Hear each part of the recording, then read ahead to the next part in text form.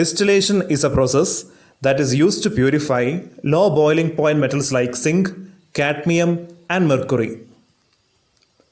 In this process, the impure metal is heated above its boiling point. Only the pure metal vaporizes out. The vapors then pass through a water condenser, whereby it gets cooled down and get collected in a beaker.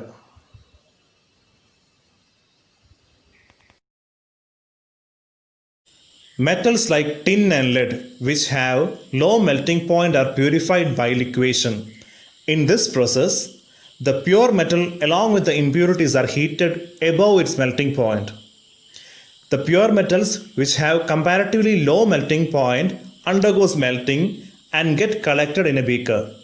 The impurities with higher melting point are left behind.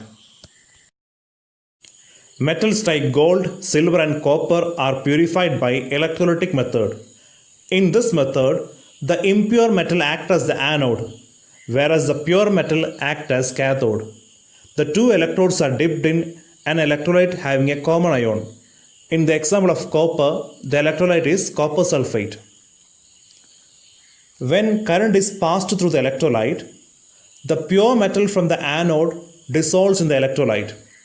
An equivalent amount of pure metal from the electrolyte get deposited on the cathode. Van Arkel method is used to purify titanium and zirconium. In this method, oxygen and nitrogen present as impurities are removed by heating the metal with iodine in an evacuated vessel.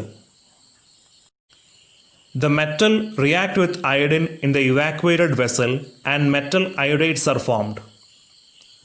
These iodides are decomposed at a higher temperature of 1800 Kelvin and the pure metal is deposited on the filament. Zone refining is used to purify semiconductor metals like silicon, germanium and boron. This method is based on the fact that impurities are more soluble in the molten state than the solid state. In this method, an impure metal rod is kept in an inert atmosphere. A circular mobile heater moves over that. The area in contact with the heater becomes melted and the impurities moves towards the melted state.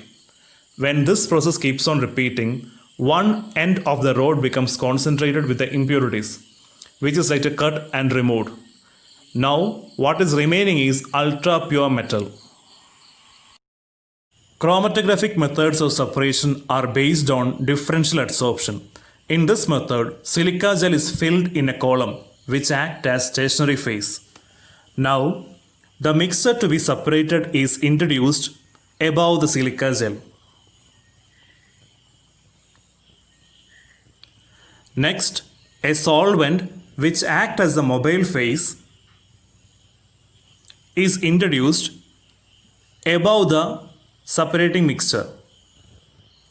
Due to differential adsorption, the different components of the mixture get separated into different layers. Now, each layer can be collected in a different beaker with the help of a knob at the bottom of the column.